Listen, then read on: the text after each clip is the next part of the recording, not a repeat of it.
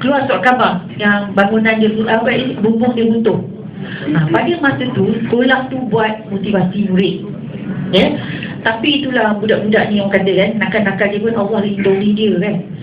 Jadi masa buat motivasi malam tu, maknanya pelajar non-Muslim ada buat apa, sidik lah. Yang murid Muslim pergi sembahyang maghrib. Jadi hari tu cikgu yang buat moral ni pun berleting. Jadi ustaz pun berleting, sama-sama berleting. Jadi lambat bergerak ke dewan. Jadi dewan tu gelap lagi. Patut budak dah bergerak ke dewan untuk sesi seterusnya malam itu. Jadi disebabkan cikgu ni mulut berleting, dia dua orang nak menegur murid-murid ni, dia lambat. Jadi murid tak ke dewan, bumbung tu pun jatuh. Bumbung. Baik elok ke cikgu berleting. Lambat murid kan? Kalau tidak macam mana dia nak menghadapi berapa orang murid yang kita tak nak lah benda-benda tu berlaku kan. Kadang budak ni ialah mati lindungi. Sebagai contoh, ingat tak tsunami tahun 2004 habis? Selepas tsunami tu dia bulan 12 kan. Okey, tahun 2005 tu kami ada buat mesyuarat di sini. So kami buat dekat Tanjung Bunga, tempat yang ada berlaku tsunami dia, bekas-bekas tsunami tu ada. Jadi hotel cerita, dia kata memang masa tsunami tu, tapi hotel tu selamat, tapi tebing tu memang kena lah, ya. Jadi dia kata menyebabkan pantai tu dah berubah lah. Jadi dia kata pada hari tsunami tu dia menerima satu bas sekolah Maktab Rendah Saimara, tak salah saya, ya, dia melawat Penang. Jadi dia menginap di hotel itu. So dia kata pagi tu murid-murid ni pergi mandi laut. Jadi entah macam mana hari tu kitchen dekat dapur dia masak awal. So budak nak makan dia masak awal. Jadi bila masak awal dia beritahu pada cikgu tu boleh suruh budak naik untuk makan dulu. Jadi bila murid-murid ni naik saja tsunami pun datang. Dia kira selamat beberapa minit, cepat beberapa minit, naik semua dia kata, nak pergi makan, tsunami pun datang. Cuma bayangkannya, itulah Tuhan tu lindung budak-budak ni. Janganlah kita benci-benci dia. Marah dia. Dia dilindungi. Ya. Kadang kita marah-marah dia kan, mana tahu besok kat hospital pun dia tolak wheelchair kita. Kalau dia geram, dulu kat aku kau marah. Nah, habis kita tolakan. Tolak kan. Kadang geram kan? Ya, geram sakit hati dia. Saya yelah saya ni pun marah juga bila kes-kes seperti kadang budak apa ni, budak melawan tu kan, bila budak melawan tu kita memang kadang hilang keseimbangan. Saya memang cepat, tangan saya cepat, rupanya tak boleh nampak anak orang. 9,000. Jadi 9,000. Mak ayah kan jangan budak perempuan jangan rotan, tag tangan dia pun tak boleh, ya. Okey, yang pernah berlaku dengan saya kelas pandai. Banyak kali cikgu komplain kelas sains ni pandai. Tak nak buat latihan ego tak nak buat lama kita kan. Kalau lain lagi tu tak, hal-hal yang lain lagi. Ni asyik kelas itu je cikgu dia komplain. Lama saya geram, saya ambil rotan, saya tag baca, tag satu kali kat tangan kan. Sebab kelas pandai tak buat latihan sains kan, kimia, bio semua, cikgu ni marah lah. So saya kata malulah kelas ni, saya tag sekali je. Nak jadi kes seorang budak tu nak panggil lah ni. Jadi ada kesan, ada kesan. Bila ada kesan, dia balik rumah, bapak dia nampak. Bila bapak nampak, bapak dia bawa pergi klinik. Bapak dia bawa pergi klinik, dan doktor pula tak nak tolong kita. Bukan dia nak tolong ya. Dia promote je. Encik nak saya buat laporan. Dia kata ini kuat ni. Tekan ni hentakan, maknanya saya kuat lah ni, rotan ni kuat. Dia tanya parent tu lah, nak ke parent cerita balik dengan saya, nak ke saya buat laporan surat dengan doktor. Dia tak tahu dia cikgu yang ajar. Kan? Jadi bapak ni macam educated juga lah. Dia berfikir, so dia datang sekolah. Ya, so dia datang sekolah, dia kata nak jumpa guru disiplin. Saya ada lah. So saya buat masuk bilik saya, kemudian saya kata encik apa, kita layan baik lah. Macam ni lah, parent-parent yang lain. So dia tanya pasal urusan tapak tangan anak dia. Lepas tu saya cakap memang betul. Sebab kes dia saya sebut ini. Sepatutnya saya memang tak urusan, tapi saya kata memang dah berkali-kali kelas ni cikgu dia komplain dia tak nak buat latihan. Jadi bukan anak encik seorang yang sebutan, ramai dia. Bukan dia seorang, ramai. Saya tag satu. Dia cerita lah.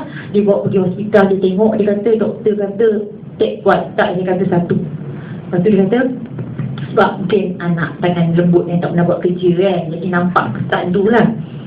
So dia kata saya tahu juga sebab saya ni tentera. Jadi dia biasa membelasah orang. Padahal anak dia belasah dalam hati saya lah. Dia belasah orang tak apa kan. Cikgu otak banyak dia orang dia dah ni. Padahal jadi dia macam dia terasa tau. Saya pun macam tu juga dia terasa. So saya bagi pihak saya kata kalau cik tak terima, saya tak apa. Saya kata saya minta maaf.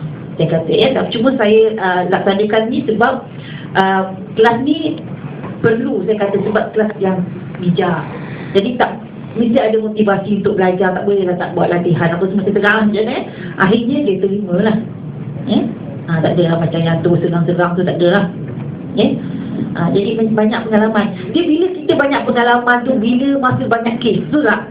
Bila kes ni datang, satu contoh kes kematian di Bintulu. Kesian pengetua tu, sekolah teknik lah. Tapi dia kata dia lama-lama dia matang macam mana nak settle disiplin ni. Maknanya bila banyak kes, lagi kita bijak lah menangani. Dia situ je. Kalau nak teori, nak belajar mesti macam ni, tak boleh. Cuma kita faham peraturan tu, so kita laksana cara kita macam mana. Asal kita ikut prosedur, kita akan selamat. Ikut prosedur. Sebab setiap sekolah ni murid dia berlainan, betul tak? Situasi dia berlainan. Jangan kita beza-bezakan, tak lain. Setiap sekolah lain. Saya dulu mengajar di Pahang, lain sekolah caranya. Mengajar dekat Tanjung Sepat sana, dekat tepi laut tu. Murid-murid dia 80% Cina. Lain pula dia budaya dia. Mula-mula saya sakit hati bila tak faham budaya tu. Tapi bila kita dah faham budaya tu, jadi seronok sampai 7 tahun kat situ. Jadi seronok. Lepas tu saya balik kampung mengajar. Lain pula budaya dia, lain, memang lain. Jangan kata kita nak sama, memang lain. Cuma kita sebagai pendidik tu, kita kena kenal lah nak murid kita yang kita didik. Tapi makin banyak kes yang berlaku, makin matang kita, makin cekap kita menguruskan disiplin. Dia daripada kes-kes, macam doktor juga. Dia nak jadi pakar, dia kena ambil kes-kes disiplin. Kes-kes penyakit. Penyakit. Jadi dari situ dia jadi pakar. Macam kat depan ni, jantung ni. Saya sebenarnya kan, bila orang suruh buat kat mana meeting, Hotel Putra. Alah. Sebab apa kejap-kejap kan dengan ambulans. Betul tak? Kejap-kejap ambulans. Bilik pun ngadap. Itu jantung negara. Tapi hotel ni bagus. Makan tu sedap. Cuma itulah keadaan dia. Tapi robot tu keselamatan. Ya. Siapa yang pingsan kan hendak usung ya. Ya. Saya setuju Negeri Sembilan buat kat sini. Sebab ham ni macam kita nak berumur je kan. Senang usung kat dolah ya.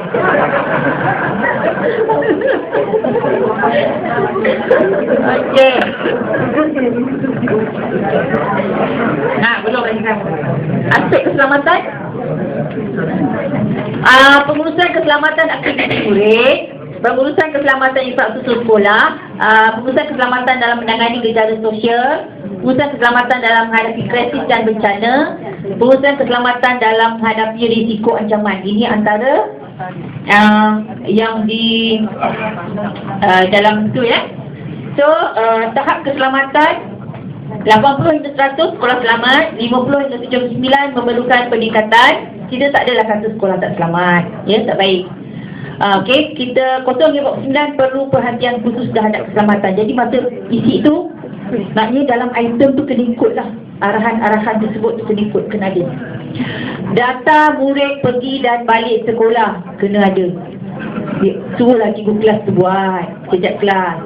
Murid pun betul tingkatan tu ikut, tu ada. Maknanya betul analyze, jadi senang. So itu yang saya analyze Daripada situlah kita dapat beberapa program. Okey, tadi keselamatan ada masuk. Okey, kalau tak ada masa saya teruskan lagi keselamatan Usaha keselamatan aktiviti murid, kita ada dalam instrumen tu kita ada aktiviti murid, kemudian di dalam darjah, bilik darjah, asrama, aktiviti co-curriculum. Jadi pengurusan aktiviti murid ni menyumbang kepada 30% daripada wajaran ni. Sebab tu penting. Murid ni aset kita, Jadi di situ keselamatan murid tu perlu ada. Kalau dalam sekitar sekolah tuan-tuan dan perempuan ada cerun, ada bekas logo kaput, maknanya kena ada sign di situlah. Beritahu kepada umum, maknanya ada sign menunjukkan tempat-tempat yang perlu dilindungi. Pengurusan keselamatan infrastruktur sekolah, dia termasuk bangunan. Itu saya kata kalau catatan tu masukkan dalam catatan tu tentang apa kerosakan-kerosakan yang berlaku yang perlu diperbaiki. Okey, keselamatan dan mengenali gejala sosial ni isu disiplin. Okey. Pengurusan keselamatan dalam menghadapi krisis dan bencana, maknanya kalau banjir, tanah runtuh dan sebagainya lah. Kemudian keselamatan dalam menghadapi risiko ancaman. Kemudian ada tambah satu, ni 245, ada satu yang baru saya tak masukkan, iaitu pengawal keselamatan sekolah. Syarikat kawalan keselamatan sekolah, dalam tu ada kan, dalam sistem tu ada. Okay, kenapa kita masukkan isu ini? Berlaku kerana wujudnya colik kan, yang ni berlaku. Jadi kawalan keselamatan ni kita masukkan dalam aspek keselamatan. Cuma satulah bila audit pernah tanya saya dia kata pengawal keselamatan sekolah ni sebenarnya bukan bagian saya. Pengawal keselamatan sekolah di bawah pembangunan, sebab dia syarikat kan, syarikat kawalan keselamatan di bawah pembangunan. Tapi dia kata sekolah, keselamatan sekolah saya yang in charge, dia betul, tapi pengawal keselamatan bukan saya kata. Dia kata isu dia bila dia buat audit di sekolah dia dapati sekolah ni dia kata terlalu baik hati. Kadang dia kata bila dia tengok contohnya sepatutnya dia tak, pengawal keselamatan ni tak jalankan tugas dia, pihak sekolah boleh potong bulan bayaran tu, tapi sekolah tak buat, dia main sains je. Jadi pihak tuan-tuan dan perempuan satu, mesti ada salinan perjanjian kontrak tu. Kalau tak ada, minta kat PPD. Saya mesyuarat dengan pembangunan, dia kata sekolah mesti ada salinan. Jadi cuba balik sekolah, cuba tengok ada ke tak ni. Kalau tak ada, minta dekat PPD. Mesti ada. Kerana sekolah berhak. Bila saya meeting dulu untuk saya panggil beberapa pengetua sekolah, ada yang tak ada. Maknanya pengetahuan tu tak sampai. Jadi maknanya setiap sekolah mesti ada salinan. Pengetua kena ambil tindakanlah, minta pada PPD ataupun JPN. Salinan syarikat kawalan keselamatan tu, dalam tema tu tengok dia punya tugas tu apa perjanjian ni antara syarikat dengan kementerian. Maknanya itu dia kena jalankan tugas tu. Ada baru ni saya pergi sekolah, kami tengah masuk je saya tak tahan pun, tak tahu je. Maknanya kalau orang lain masuk, dia tak boleh. Siapa yang datang, menteri ke, timbalan menteri ke apa ke, dia mesti tahan, ambil. Dia mesti berhenti dekat mana masuk primary sekolah. Itulah sebab berlakunya pencerobohan semualah. Colik. Kalau polis Polis masuk sekolah. Kena, siapa-siapa sahaja. Maknanya dia kena melapor. Dia kena melapor dekat pondok tu, kena masukkan nama lah. Bukan kena ambil IT, tak kena lapor masukkan nama. Polis datang sekolah cikgu kenapa?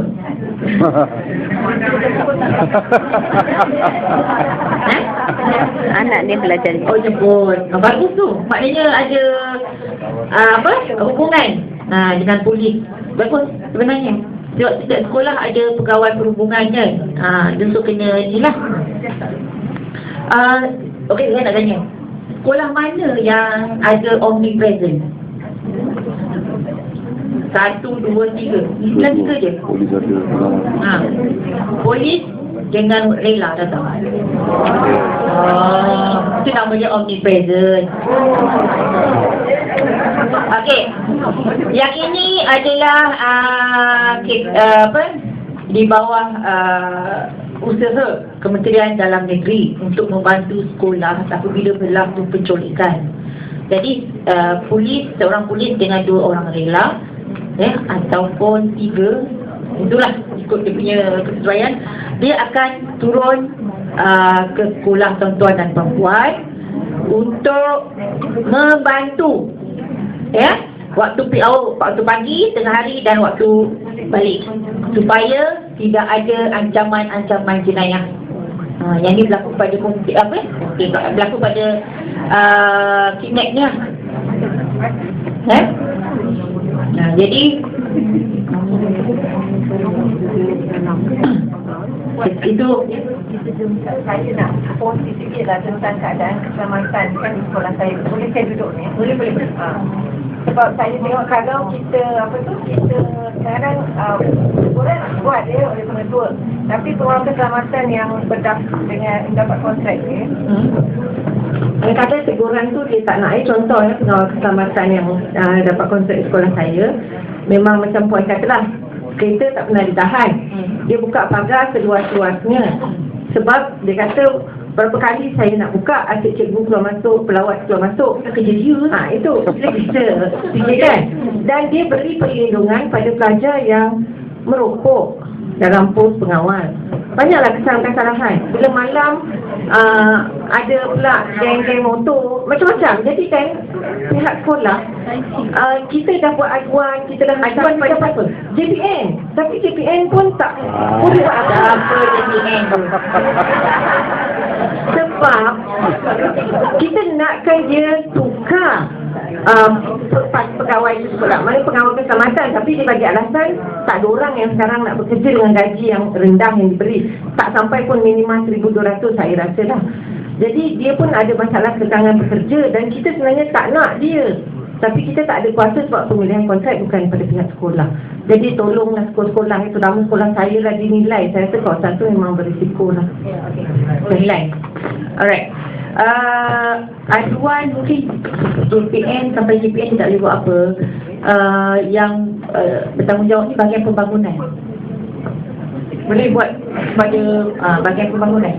Sebab syarikat kawasan keselamatan ni pembangunan pula, perolehan.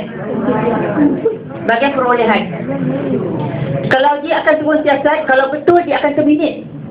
Dia terminate, dia akan ganti yang baru. Sebab dia kata bila mesyuarat dengan dia pun dia kata tak sampai, aduan tak sampai ke dia. Boleh je buat terus kepada bahagian perolehan perolehan aset. Sebab nanti disebabkan kelalaian dia menyebabkan sekolah tidak selamat. Okey. Satu ni data pengurusan disiplin murid. Okey, borang pengurusan disiplin murid yang saya edarkan, dah kutip pun, Negeri 9 belum hantar dari JPN. Okey, mungkin dia sedang gabung lah. Okey, yang ini dilaksanakan setiap tahun. Okey, saya akan borang ni saya hantar ke sekolah semua sampai bulan, tak salah dalam tu bulan 5 punya data lah. Okey, memantau pelaksanaan pengurusan disiplin dan keselamatan di sekolah. Maknanya bilangan murid, cara pergi sekolah, kemudian program keselamatan, hukuman, gantung, buang rotan, tak apa. Titik dia dalam tu saya akan tengok dekat SSTM sekali lah, saya akan bezakan lah. Kemudian apa lagi dalam tu? Kecederaan, kemalangan yang serius dalam sekolah, luar sekolah, pergaduhan antara kaum, sesama kaum. Kemudian saya masukkan isu kahwin, hamil, lumba haram, semua saya masukkan di situ. Ya, untuk kita sebab data ini yang contoh ya, pergi balik sekolah ni, kalau kita tengok murid-murid yang berjalan kaki dihantar penjaga, naik bas ramai. Jadi itu yang membantu paper kita untuk mewujudkan warden trafik, pengawal lintasan sekolah. Memang kita ada. Jadi daripada data inilah kita boleh buat, menunjukkan keperluan. Jadi setakat ini ya, sebanyak pada data saya, sekolah yang memerlukan pengawal lintasan sekolah ni sebanyak 3,410 buah sekolah. Ya, tahjid daripada 10,000 ya. Saya PIBG yang tanggung. Sekarang ni tak apalah. Boleh kata tu. Tak boleh. PIBG yang tanggung mana kerelaan PIBG lah. Okey. Disebabkan kesesakan itu ya, maknanya kita mewujudkan pengawal lintasan sekolah ni daripada syarikat kawalan keselamatan. Maknanya menambahkan skop tugas dia yang kita nak masukkan dalam tema tu, tema perjanjian dia. Cuma sekarang ni rupanya paper tu dah dibentangkan ke peringkat profesional, pengurusan, rupanya kena bawa kabinet. Kena bawa kabinet. Jadi terhenti sekejap sebab hari tu pilihan raya. Jadi dia terstop sekejap. Mungkin kita akan dibawa ke kabinet. Kita kena minta pandangan kementerian-kementerian dulu. Kemudian dibawa kepada ada satu jawatan kuasa mesyuarat tu, kemudian akan dibawa ke kabinet. Kalau diluluskan, maknanya sekolah yang berada di jalan raya yang sibuk akan dapatlah pengawal lintasan sekolah. Ya? Itu dalam usaha kita ni. Okey. Tapi itulah itu sebab saya kata data-data